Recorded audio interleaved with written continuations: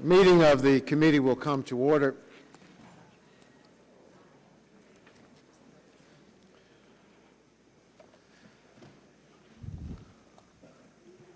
The chair will start with an opening statement, and the ranking member will be given 5 minutes as well for an opening statement, and we will then have opening statements of 2 minutes by the other members of the committee. This is a historic day in the fight against tobacco, but it has taken us far too long to get here. I first introduced this legislation over 10 years ago and have fought every year since then. Would you put 5 minutes on the clock? Then to see it become law. We came close last year when the House passed this legislation by a vote of more than 3-1. Despite that overwhelming support, the bill did not become law, so we are back here again. I'm hopeful, forget it then. Okay. I am hopeful that this year will mark the end of this long road and the beginning of a great strides in protecting our children from tobacco. All of us here share the goal of reducing the death and disease caused by tobacco. Tobacco is a leading preventable cause of death in our country, and every one of us has seen the devastating effects of tobacco, whether through losing someone we love, watching others grow sick, or even feeling the grip of nicotine addiction firsthand. Worst of all is watching our children and grandchildren targeted as the next wave of casualties. Regulating tobacco is the single most important thing we can do right now to curb the deadly toll of tobacco, and FDA is the right agency to do this job. In fact, FDA is the only agency with the right combination of scientific expertise, regulatory experience, and public health mission to effectively oversee these products. This bill will give FDA the authority to prevent the dangerous and all too prevalent marketing and sales of tobacco to kids.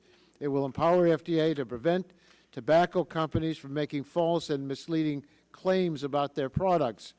And it will give FDA the ability to require changes to product content or design to protect the public health. Some believe this legislation will serve only to distract FDA from its core mission. They say FDA is already facing an almost insurmountable challenge just managing its current workload. I share the concern about FDA's current ability to fulfill its mission, but it's clear to me that FDA's recent struggles are primarily a result of years of chronic underfunding. That's a failure in which both Congress and the last administration played a part. But this unfortunate state of affairs does not mean FDA cannot and should not take on the critical role of protecting the country against the harms of tobacco. It simply means that when we give the agency this additional responsibility, we also must give it the resources necessary to handle the job and to handle it well. We have ensured that this will happen under this legislation. The tobacco program will be fully funded through new users' fees paid for by the industry.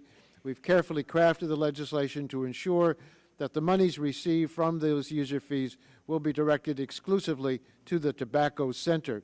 And we've ensured that the amount of user fees will be enough to permit FDA to effectively take on this task. So the new tobacco program at FDA will not impact the other programs at the agency. It will not affect the work the agency is doing in the areas of food, drug, or device regulation, but it will give FDA authority to address one of the most significant public health issues in this country. Simply put, the bill meets the twin goals of assuring adequate funding for the tobacco program and protecting FDA's ability to fulfill its other critically important responsibilities. In short, we have everything we need to take this historic step: a comprehensive and flexible set of new authorities, a full certain funding, and all we need now is the political will to do the right thing. I'm hopeful that we have that too. This bill draws wide bipartisan support from all corners of the country. The breadth of support for this bill, from AARP to the American Academy of Pediatrics, from the Islamic Society of North America to the Southern Baptist Convention, just shows how critical this issue is to all Americans. I also want to note that we have worked hard to communicate specific concerns. We've heard about the bill. The bill that we will have before us today is identical in all substantive respects to what we passed by the House last year. In that bill, we made changes to ensure fairness and flexibility for convenience stores, tobacco growers, and small manufacturers. We've added provisions to ensure that FDA addresses the issue of menthol in cigarettes as one of its first priorities, and we also worked with the minority to address many of their concerns. I'm proud to have that we have reached this day. I look forward to taking this step toward protecting our children from the deadly tobacco epidemic. We'll be marking up some important public health bills that address issues from hearing to postpartum depression to the health care workforce. These bills all passed the House under suspension last year, and I hope to move them expeditiously as possible.